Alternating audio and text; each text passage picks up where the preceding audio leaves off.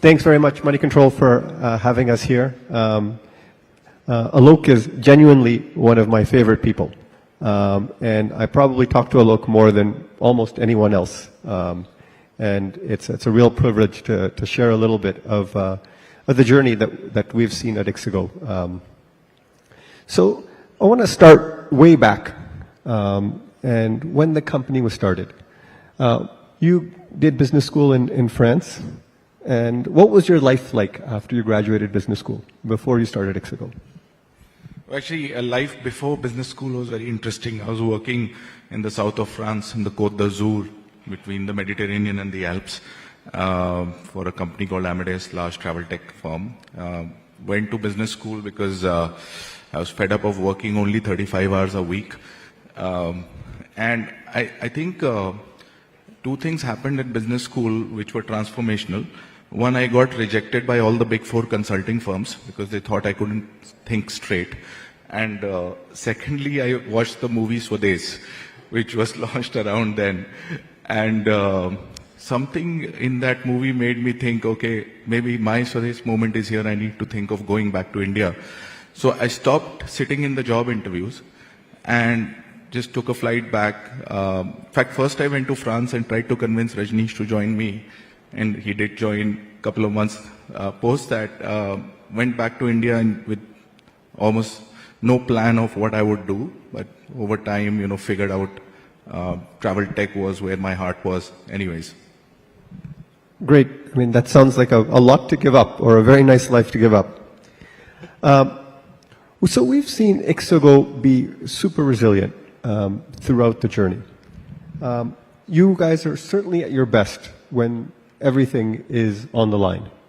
Talk a little bit about how you guys function in wartime and what makes you be that way.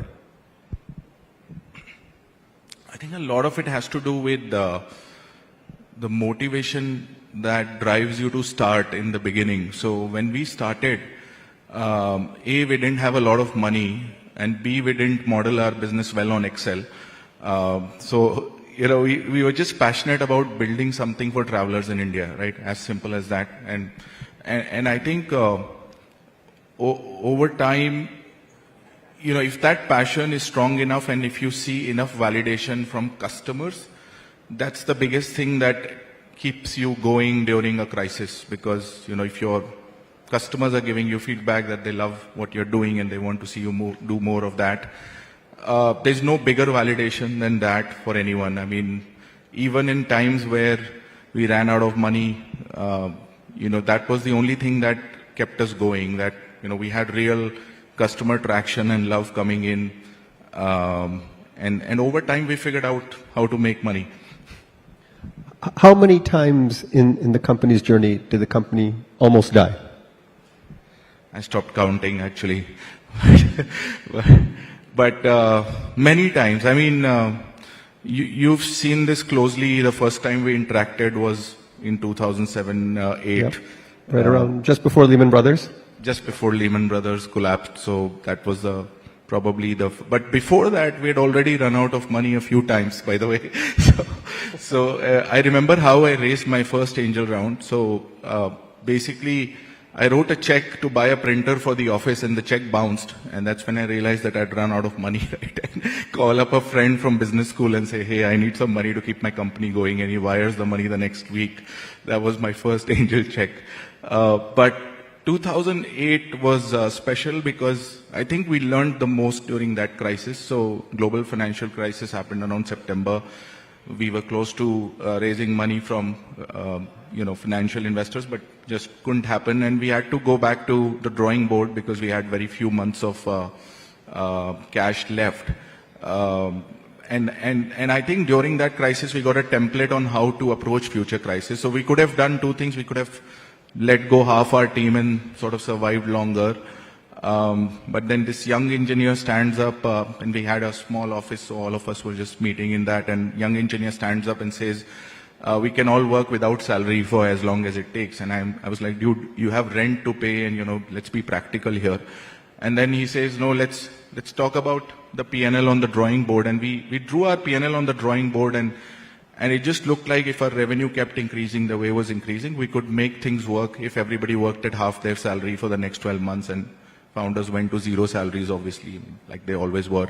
But we actually bounced back during that period, kept everybody on the team. Most people on that team stayed for many, many years, with us. And I think those years were the transformational years for us because we launched many things, all the way till, that team was there all the way till we launched the Train app in 13, 14, which actually became our next big growth driver. So I think how you approach a crisis defines you. In our case, we were just very transparent with the team. And instead of making the team sort of bear the brunt of what we were going through, we turned to them to find a solution, and they came up with brilliant ideas. So let's fast forward. The first time I think we chatted about going public was in mid-2020. What made you feel like that was a step that the company could take at that time? Yeah, I still remember that. In fact, we were discussing various options on financial or strategic investment, and I think I quoted from the Shawshank Redemption, and I said, now I feel like Morgan Freeman, who's on that scene where he says, stamp your form and move on, because so many investors have rejected you already. You're like, okay, I meet the next one, I already know the answer. So the only redemption from that is actually where you are on your own feet. And I think the precursor to that moment, actually, Shailesh, was back in, and you remember this back in 2019, when we attempted a fundraise, didn't get enough traction. We went back and started looking at daily P&L, and that was the biggest hack, like saying, we have a little bit of burn, how can we get to profitability? And every day we started making incremental improvement, right? Even 1% improvement in your P&L every day. And within a year, right, I think December, I think around Jan 2020, we had our first profitable month. So within a year of that, we actually turned profitable. And we realized it was just about mindset, because, most companies are in a mindset where they're chasing growth and the next objective seems to be raising the next round. And the moment you change your mindset and say that, hey, we can build a profitable, fundamentally strong company that's on its own feet and which can actually go public and last forever, it's a transformational moment as a founder, because then you're super committing yourself for the long term and saying you're not worried about where the next round will come from. Now you're worried about actually the real things that matter, which is customer experience, building viably, taking long-term decisions and not optimizing for the next 12 months. So I think in a way it's a liberating moment when you decide to do that. And if I remember correctly, up until 2022, the company had raised less than 100 CR in its life. But you are operating in a super competitive category, and it's always been that way. So how did you compete in such a category where others had raised multiple of that, and sometimes 10 or 20 times that? And how did Ixigo survive that? Yeah, I think we actually invented our own playbooks, right? So one thing we realized early was that it's okay to track competition, but you shouldn't get super obsessed about competition. You should be obsessed about the customer. And if you're obsessed about the customer, you will figure out earlier than others where the puck is moving to next. And that's what the game is all about, right? It's not about being super big at what's working right now. It's about being super big at what will work in the next few years. Because even if you're number one in something that's not going to grow, it's meaningless, right? So I think being able to just cut the noise and focus on what matters, which is day in and out, are we improving our customer experience? Are we building things that people want? That's all that matters. No matter how big or small your company is, that's the only thing that matters. And I think we get swayed away by all the other things and spend disproportionate time on them, but that's where 80% of our energies really should go. And I think for me, the biggest learning in this entire journey has been that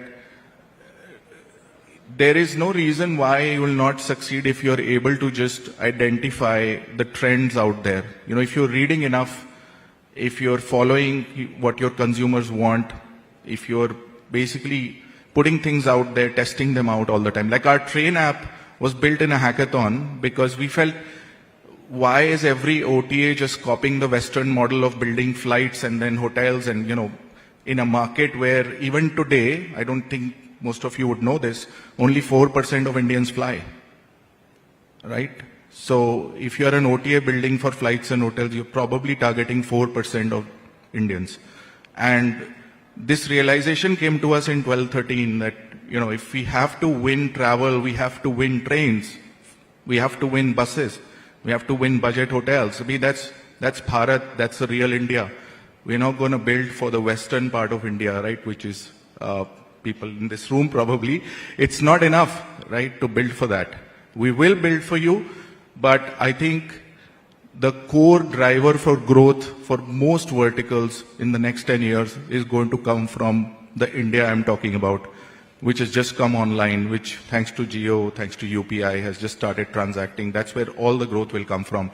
And if we don't worry about building for that, we'll miss the next bus or train for that matter.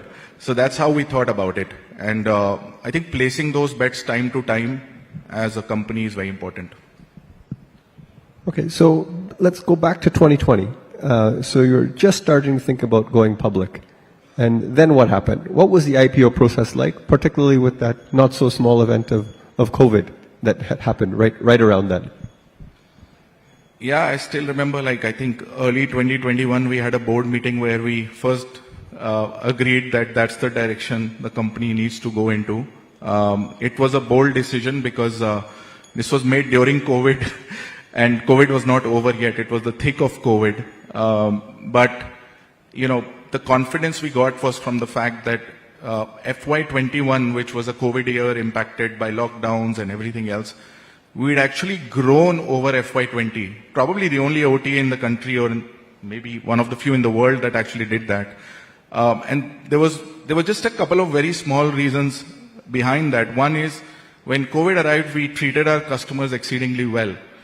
We refunded people before we got the money from the airlines or the suppliers, in many cases, crores of rupees from our pocket. We actually one day crowd-funded money from our employees into a payment gateway account because that payment gateway account ran out of money and we didn't want to make customers wait for a day. Because during COVID, the last worry you want to have, because your health is more important, the last worry you want to have is, will my money come back from that OTA or not? And that was the moment which, people put cultural posters on the wall and say, we're super customer obsessed and all that. I think that's the defining moment when you can live up to that. And we said, even if we die after a few months, we don't care, because at least we'll die a valiant death where we did the right thing. And that was a moment which was transformational, because those people came back and became the most loyal Ixigos that we've ever had. And they're never going to leave our platform because they didn't get the same treatment at other places, right? And that's why when things opened up, we bounced back to 2x of pre-COVID scale within 6 months. And, like last year, we did 6x of pre-COVID scale, right? So I think some of what you do, which may short-term look like it's harming you, might be the right thing to do for the long term. But it's hard to take those decisions at that time because it involves a lot of risk. One more thing I'll just add. The acquisitions that we did gave us that confidence that we can go. And I think the acquisitions were made at a time when we didn't have the money to buy those companies, but we had so much conviction on those founders, teams and companies that we actually raised debt. So remember, middle of COVID, companies running out of money, doesn't have more than 12 months of money in the bank, raises debt, buys another company, raises another round, buys another company and files an IPO, all this done within 6 months. This is what happened in 2021 for us. It was just, I think, in hindsight, we were irrationally optimistic about the future. That's all it was. And when others were being conservative, we were being aggressive and saying, this is our time. We just need to go all in. And if things work out, they'll work out in a big way. If they don't, we are dead anyway. I mean, if COVID kills all the OTAs, we'll not survive either. But that was the defining moment and gave us the confidence that, we should go and get this story out to the markets. So there's probably a bunch of founders here and that will watch this session that are probably thinking about going public. So those who are 1-2 years away from going public, what advice would you have? What would you tell them to think about? Yeah, and I've met a few of those in the last couple of days I've been in Bangalore. I think it's important to start thinking early about this. So one good thing that happened was when we actually filed in August 2021, and by the time we did our road shows, the market has started correcting for tech stocks, and 2022, we decided to give it a pause and said we'll come back in better times because the sentiment for tech was very, very negative back then. But in hindsight, it gave us a lot of batting practice in the public markets, and it helped us meet those public market investors and educate them about who we are and how we are different. Which, when we went to meet them the second time in 2024, they had a lot of context, and these guys make meticulous notes. So they'll go back in their diary and open, in 2021 you said you will do X, right? And now what have you done, right? And if you have actually outperformed, you get rewarded for it, right? And if you've underperformed, you'll get punished for it as well. But I think the biggest learning which I tell everyone is start early, build an independent board early, get the governance in place early, and don't do it for optics, do it for real, right? Be authentic. The reason why you need governance is because at scale, you can't actually be doing anything that has slightest of impact on how people perceive your company, right? You cannot do that. But also you want to be, as a founder, certain that all your processes are running in a way which are not dependent on a person, right? But are totally compliant with all the regulation, etc. So we were, I think, anal about that, and we've had a Big Four auditor now for 13 years, and Shailesh knows how meticulous we are with MIS and data and all of that. But we had that rigor for a very long time, and what it allowed us, this first filing gave us a 3-year practice session. We had independent board. We were closing our numbers every quarter, presenting them on the 30th day of the end of the quarter, despite not being a public company for the last 3 years. Right, so that really helped. But what I'll advise is start early, start engaging early with investors of the public markets, just a few of them, get a sense of how they perceive your story. Make the story simple for retail to understand, right? Because many of our stories are complex. I think it should be very easy for a common person to understand what your company does and how it's different, right? So that's something we worked a lot on. And finally, it's going to be a very, very, very tiring process, but you have to give it all because there are many sleepless nights involved in getting an IPO done.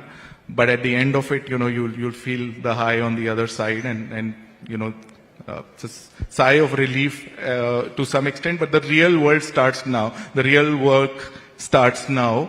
The 18 years in hindsight was batting practice, and it's almost like the real match starts now. And I think that point on governance, having seen you guys up close, how meticulous the company secretary is about everything that happens inside the company. He wears a suit on every Zoom call to make sure that, showing the seriousness of how he takes the position. But now it's been a few weeks since the company went public. How has life changed? Yeah, it's going to be a couple of months already, didn't realize, but it hasn't changed in many ways, if you ask me, because where the team spends their time or I spend their time is still about making sure we're delivering the best customer experience in travel and solving problems that make sense. I think what has changed is, two things. One, our cap table Excel sheet is a few lakh rows bigger, but it's a huge sense of responsibility, not just me, but the team feels now, in terms of what we need to deliver from here, right? Because you're out there, everyone sees what you're doing, you're reporting your numbers every quarter, and it's not just this quarter that counts, but you're working on a quarter, 2 years, 3 years out. I mean, what we're doing today will be visible only 2 years out in our results. And I think that sense of responsibility also is a huge motivation boost, because you're not just working for, your pay or your immediate career, but you're now working for lakhs of shareholders out there who are owning a tiny piece of your company, and you better deliver on, the goods. So you feel that sense of responsibility for sure. But, where you spend your time, I don't think that should change either, because if the way I look at it is customer experience is where it starts. It flows into revenue, flows into profits, flows into valuation. So what you see up there on the ticker is a fourth order effect in that sense. And you need to focus on, where it starts all the time, because that's where the buck starts and stops. Super. Alok, I think we're out of time. For me, this is really a story of how good people doing good things can be successful and finish first. So And thank you backed so by much. good VCs. Thanks, Alok. Thank you so much.